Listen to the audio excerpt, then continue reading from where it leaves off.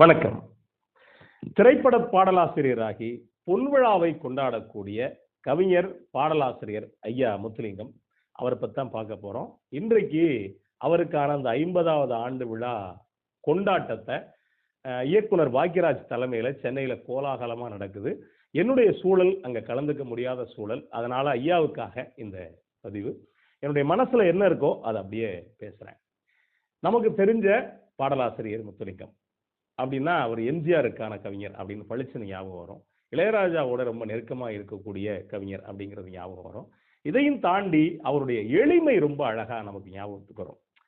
இப்ப விஜயுடைய பழைய வீட்டு பக்கத்துல ஒரு டீ கடை இருக்கு. அந்த டீ கடை தான் அந்த குழாமெல்லாம் கூடிய இடம்.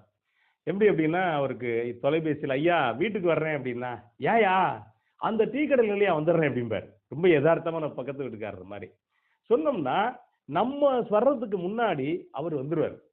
காலையில அந்த மடன்னு வெள்ளை வேட்டி, வெள்ளை சட்டை, முழு கையோட, கையில ஒரு கர்ச்சீப்பு அப்படியோட வந்துருவார்.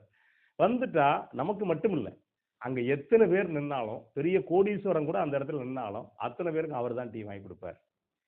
ஏன்னா அடுத்தவங்களுக்கு செய்யறது அப்படிங்கிறது அவர் மனசுல வந்தது. இத்தனைக்கு அவர் கோடீஸ்வரன்லாம் கிடையாது. இன்னைக்கு அவர் ஏறத்தாழ பிஸியா இருந்த காலம்ங்கிறது ஏறத்தாழ முடிஞ்சு 20 வருஷத்தை தாண்டிடுச்சு. ஆனா தனக்கு கிடைக்கிறதுல யாருக்காவது செய்யணும் அப்படிங்கிறது முனைப்பு இருக்குல்ல. இன்னும் சொல்ல போனா, என் நண்பர் வைரமணி அப்படின்னு ஒரு உதவி இயக்குனர் இருக்காரு. அவர் தான் சொல்லுவாரு, என்ன அப்படின்னா, இவருக்கு இந்த பென்ஷன் பணம் வருது இல்லையா, பென்ஷன் பணம் வர்றப்ப அன்னைக்கு பார்த்தா ஒரு குறிப்பிட்ட பணம் யாரையாவது எடுக்க சொல்றது. ஏடிஎம் இதை எடுங்க, எடுத்து கொடுங்கம்பா. எடுத்து கொடுங்கன்னு சொல்லிட்டு அது தெரிஞ்ச ஆட்கள், ரொம்ப சிரமப்படுற ஆட்களுக்கெல்லாம் 1000, 2000, 3000 அப்படின்ட்டு அந்த பென்ஷன் பணத்தை ஏறத்தாழ அங்கேயே செலவு பண்ணிட்டு போயிடுறது. அப்படி ஒரு ஏழ்மையை பார்த்தா அவங்களுக்கு உதவி செய்யக்கூடிய ஒரு கவிஞர். இத்தனைக்கு எப்படி இருந்தவருங்கிற ஒரு கணக்கு இருக்கு இல்லையா.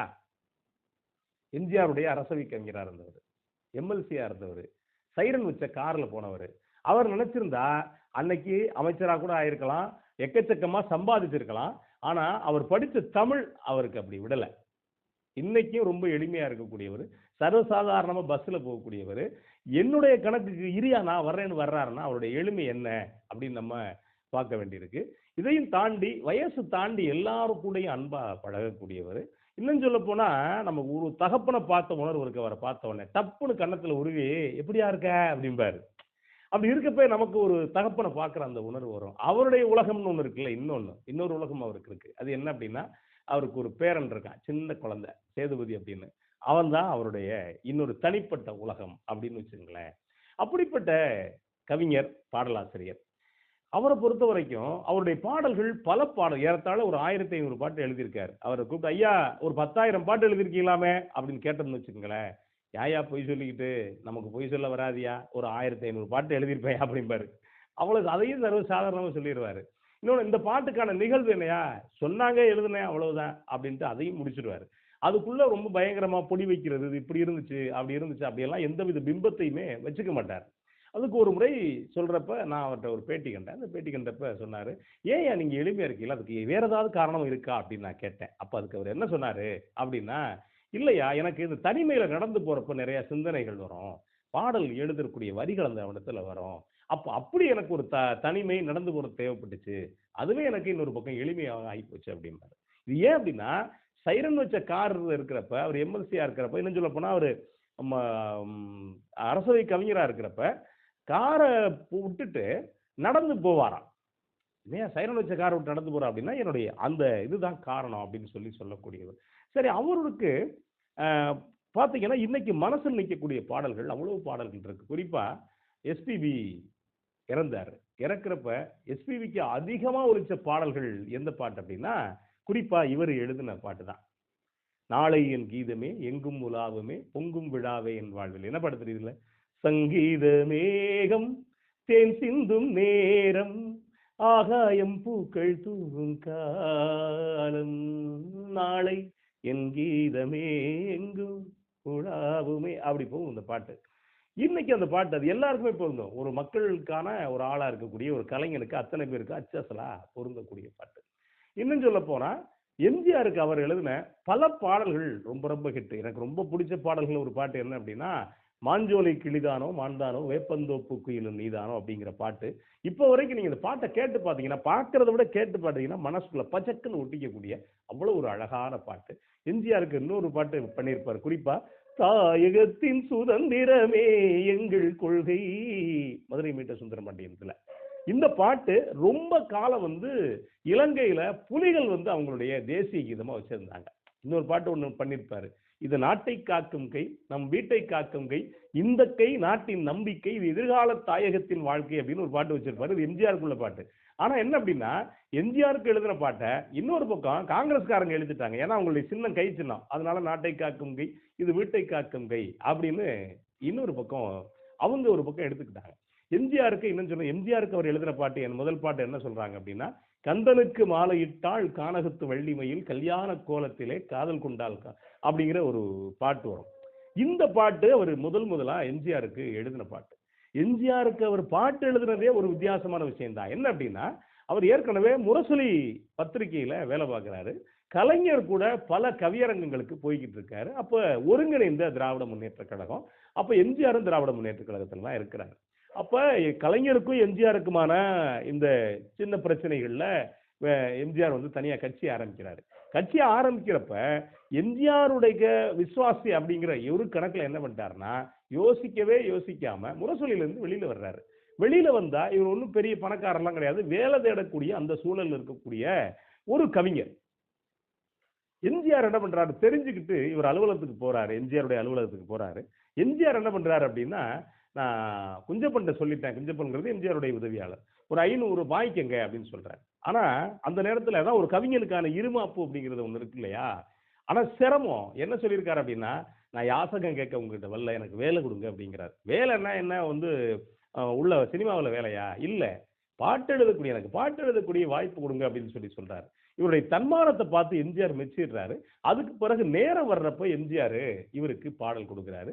பிறகு இது எப்ப சொல்றாரு அப்படின்னா, எம்ஜிஆர் இவருக்கான பாரதிதாசன் விருது கொடுக்கிறாரு. அந்த விருது கொடுக்கிறப்ப சொல்றாரு, எனக்கான கவிஞர் முத்துலிங்கம், முத்துலிங்கம் நினைச்சிருந்தா நான் என்கிட்ட பணம் வாங்கிட்டு போயிருக்கலாம். ஆனா ஒரு செம்மாந்த கவிஞன் அப்படிங்கிறதுனாலதான் என்கிட்ட பணம் வாங்கல, அதுக்கு பிறகு எனக்கு வேலை கொடுங்க அப்படின்னு கேட்டார் அப்படின்னு பொதுவெளியில எம்ஜிஆர் ஒரு பக்கம் சொல்றாரு.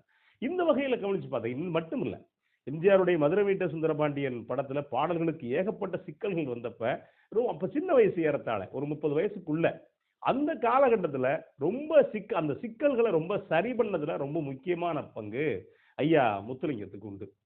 இன்னொன்னு, அவருக்கும் எம்ஜிஆருக்குமான இன்னொரு நெருக்கம் இருக்கும். நீங்க கவனிச்சு, இன்னொன்னு அவருக்கும் இளையராஜாவுக்குமான ஒரு நெருக்கம் இருக்கும். ஏன், அதுக்கு இன்னொரு காரணம் என்ன அப்படின்னா, 2 பேருமே ரொம்ப யதார்த்தமா பழகிக்குவாங்க. இசைஞானி இளையராஜா சினிமாவில் போட்ட முதல் மெட்டுக்கு பாட்டு எழுதுனது யார் அப்படின்னா ஐயா முத்துலிங்கம் தான். என்ன காரணம் அப்படின்னா, அது இசைஞானி இளையராஜா பேர்ல வந்திருக்காது, அவருடைய குருநாதர் ஜி.கே. வெங்கடேஷ் பேர்ல வந்திருக்கும். பொண்ணுக்கு தங்க மனசு திரைப்படம். இந்த படத்துல ஒரு பாட்டு நம்ம கேள்விப்பட்டிருப்போம், தஞ்சாவூர் சீமையில கண்ண தாவி வந்தேன் பொன்னியம்மா அப்படிங்கிற இந்த பாட்டு. இது பல நதிகளை பத்தி, பல நதிகள் ஆடி பாடுறது மாதிரியான ஒரு காட்சின்னு வச்சுங்களேன். இதுதான் அவர் முதலா ஐயா முத்துலிங்கமும் சினிமாவுக்கு முதலா எழுதின பாட்டு. அது ஜி.கே. வெங்கடேஷ் மெட்டு போட்டு பாக்குறாரு. மெட்டு போடுறப்ப வரல. அப்ப என்ன பண்றாரு அப்படின்னா, என்னுடைய உதவியாளர் மெட்டு போடுவாரு, நீங்க பாட்டு எழுதுங்கிறாரு. அப்ப மெட்ட இசைஞானி இளையராஜா மாத்தி மாத்தி போடுறாரு, எல்லாமே கிராமிய வடிவம். அதுக்கு இவர் முதலா பாட்டு எழுதுறாரு. பல மேடைகள்ல சொல்லியிருக்காரு, இதை நான் தான் சொல்றேன், இளையராஜா எங்கேயுமே சொன்னதில்லை அப்படின்னு ஒரு பக்கம், அப்படி கிண்டலா ஒரு பக்கம் சொல்லிட்டு போவார்னு வச்சுங்களேன். அதுக்கு பிறகு இசைஞானி இளையராஜாவுடைய இசையில பல பாடல்கள், குறிப்பா நீங்க இப்ப நான் சொன்ன முதல்ல சங்கீத மேகம், தேன் சிந்தும் நேரம், அந்த பாட்டு. அதுக்கு பிறகு நிறைய பாடல்கள், அதுவும் குறிப்பா ஒரு நேரம் சர்ச்சையான ஒரு பாட்டு உண்டு. என்ன அப்படின்னா, மாஞ்சோலை கிளிதானோ மாந்தானோ வேப்பந்தோப்பு குயிலும் நீதானோ, இவள் ஆவாரம் பூதானோ நடை தேர்தானோ, சலங்கைகள் தரும் இசை தேர்ந்தானோ அப்படின்னு ஒரு பாட்டு. இப்ப கூட நீங்க கவனிச்சு பாத்தீங்கன்னா, எனக்கு ரொம்ப பிடிச்ச பாடல்கள்ல இந்த பாட்டு ஒரு பாட்டு. அந்த பாட்டு ரொம்ப பிடிக்குங்கிறத தாண்டி இன்னொரு பக்கம் அந்த காலகட்டத்துல சர்ச்சையானுச்சு. மாஞ்சோலை கிளிதானோ, மாஞ்சோல்னு எப்படி சொல்ல முடியும் அப்படிங்கிறப்ப, அதுக்கு அந்த காலகட்டத்துல ஐயா விளக்கம் கொடுத்துட்டாரு. அப்படின்னு இருக்கு அப்படிங்கிறத இன்னொரு பக்கம் விளக்கம் கொடுத்துட்டாரு. அதுக்கு பிறகு நண்டு படத்துல, சரி இது மௌன கீதங்கள் திரைப்படத்துல ஒரு பாட்டு வரும், டேடி டேடி ஓமே டேடி அப்படின்னு, கங்கைமரனுடைய இசையில வெளிவந்தது. அந்த பாட்டை ஒரு தகப்பன் குரல்ல மலேசியா வாசேவனும், குழந்தை குரல்ல எஸ் ஜானகியும் பாடியிருப்பாங்க. அதுல ஒரு வரி போட்டிருப்பாரு. கரையோரம் நண்டெல்லாம் தாம் பெற்ற குஞ்சோடு அப்படின்னு ஒரு வரி வரும். அன்போடு விளையாடுதே அப்படிங்கிறப்ப, அப்போ ஒரு கருத்து இருந்துச்சு. என்ன அப்படின்னா, நண்டு வந்து வயித்த வெடிச்சு தான் குஞ்சு பொரிக்கும். நண்டு செத்து போயிரும் அப்படின்னு. அப்ப இந்த கருத்துல பல பேர் சொல்றப்ப, கிடையாது. நண்டு வந்து அப்படி எல்லாம் கிடையாது. தவறான நம்பிக்கை. நான் சரியா தான் எழுதினேன் அப்படின்னு. அந்த சர்ச்சைக்கும் ஒரு பக்கம் முற்றுப்புள்ளி வச்சார். இவருடைய பாடல்கள் குறிப்பா பல பாடல்கள் இப்போ வரைக்கும் பல பேருடைய பிளேலிஸ்ட்ல இருக்கும். அதுல எனக்கு பிடிச்ச பாடல் ஒரு நேரம் வந்து நாடகங்கள்ல எ அதாவது தென் மாவட்டங்கள்ல வள்ளி திருமணம் மாதிரியான நாடகங்கள்ல ஒலிக்கக்கூடிய பாட்டு. என்ன பாட்டு அப்படின்னா, "பொன்மானத் தேடி நானும் பூவோடு வந்தேன். நான் வந்த நேரம் அந்த மானங்கே இல்ல." அப்படிங்கிற அந்த பாட்டு இப்ப கூட நீங்க பார்த்தீங்கன்னா, பல பேருடைய பிளேலிஸ்ட்ல இருக்கும். பல பேர் நாடகத்துல உள்ள திறந்து பார்த்தீங்கன்னா, யூடியூப்ல இந்த பாட்ட பண்ணியிருப்பாங்க. அதே மாதிரி பல பாடல்கள் குறிப்பா இவருடைய விஜயகாந்த் நடிச்ச திரைப்படம் செந்தூரப் பூவே இங்கு தேன் சிந்தவா அப்படிங்கிற இந்த பாட்டு இப்போ வரைக்கும் பல பேருடைய பிளேலிஸ்ட்ல இருக்கக்கூடிய பாட்டு. அதே மாதிரி இசைஞான இளையராஜாவோட இசையில ஒரு பாட்டு எனக்கு ரொம்ப பிடிச்ச பாட்டு, ராகவனே ரமணா ரகுநாதா அப்படிங்கிற பாட்டு. இது வந்து 2 பேர் பாடியிருப்பாங்க. அந்த ஹம்மிங் வந்து அந்த சுரங்கள் சொல்றப்பவே அந்த பாட்டு நம்மள பெரிய அளவுக்கு ஈர்த்தரும். அதே மாதிரி பாக்கியராஜுக்கு இவருக்கும் ஒரு பெரிய நெருக்கம் உண்டு. அந்த நெருக்கத்துல தான் பாக்கியராஜ் எப்படியாவது ஒரு பாட்டாவது இவருக்கு குடுத்துருவாரு. அப்படி பாக்கியராஜ் குடுத்த பாடல்கள்ல ரொம்ப முக்கியமான பாட்டு, நீங்க ரொம்ப இலக்கியத்தரமா இருக்கக்கூடிய பாடல்கள்ல குறிப்பிட்ட பாடல்கள்ல இந்த பாட்டு சொல்லலாம். என்ன அப்படின்னா, "சின்னஞ்சிறு கிளியே, சித்திரப் பூவிழியே, அன்னை மனம் ஏங்கும், தந்தை மனம் தூங்கும், நாடகம் ஏனடா, நியாயத்தை கேளடா" அப்படின்னு முந்தானை முடிச்சு படத்துல வரக்கூடிய இந்த பாட்டு. அதே மாதிரி இன்னொரு பாட்டு, "தூரல் நின்னு போச்சுல" ஒரு பாட்டு வரும். "பூபாலம் இசைக்கும் பூமகள் ஊர்வலம்" அப்படிங்கிற பாட்டு. இந்த பாட்டு கொண்டு போன பிறகுதான் கேட்டிருக்காரு ராஜா சாரு, "ஏங்க இந்த பாட்டு என்ன பூபாலத்திலயா இருக்கு?" அப்படின்னு. "அது எனக்கு தெரியாது. பாக்கியராஜ் பூபாலம் இசைக்கும் போட்டு விட்டார்" அப்படின்னு இவரு தப்பிச்சுட்டு ஒரு பக்கம் வந்துட்டாரு. அப்படி அந்த வகையில இன்றைக்கு வரைக்கும் ஒரு உணர்வுபூர்வமான கவிஞரா இருக்கக்கூடியவர். ஏறத்தாழ நான் சொன்னது ஒரு 15, 20 பாட்டு உங்களுக்கு சொல்லியிருப்பேன். இதையும் தாண்டி எக்கச்சக்கமான பாடல்கள் ஐயா ஏறத்தாழ ஒரு 1500 பாடல்கள் எழுதியிருக்காரு. இப்போ வரைக்கும் எழுதக்கூடியவரா இருக்காரு. குறிப்பா சமீபத்துல போன வருஷம் வந்த உலகம்மை அப்படிங்கிற ஒரு திரைப்படம். இந்த படத்துல ஒரு பாட்டு, "பொன்னா பொறந்து வந்த என் சுமைய தாங்கினியே" அப்படிங்கிற அந்த பாட்டை எழுதியிருந்தாரு. எழுதுறத தாண்டி ஒரு இலக்கியவாதியா பரிணமிக்கிறது. இலக்கியவாதினா பல பேர் என்ன அப்படின்னா, பூமியை விட்டு 2 அடி 3 அடி உயரத்துல தான் நடப்பாங்க. கால் தரையில படாம. ஆனா அப்படி இல்லாம சக மனிதர்களிடம் பழகக்கூடிய மனிதரா, எல்லாரையும் அரவணைச்சு போகக்கூடிய ஒரு மனிதரா, நான் வந்து பின்னால வந்து ஒரு அரசவை கவிஞரா இருந்தேன் அப்படிங்கிற அந்த கிரீடம் எதுவுமே இல்லாம, ரொம்ப எளிமையா இன்னைக்கு வரைக்கும் வியாதிகள் இல்லாம தன்னுடைய பேரனை கொஞ்சக்கூடிய அதே மனோபாவத்தோட இருக்கக்கூடிய ஒரு கவிஞரா இருக்கக்கூடிய ஐயா முத்துலிங்கம் அவர்கள் இன்னும் பல்லாண்டு பல கோடி நூறாண்டுகள் வாழ்ந்து இந்த மண்ணை செழிக்க வைப்பதற்கான கவிஞர்கள் ஒருவராக இருக்க வேண்டும் என்று ஐயாவை நானும் வாழ்த்துகிறேன். நன்றி, வணக்கம்.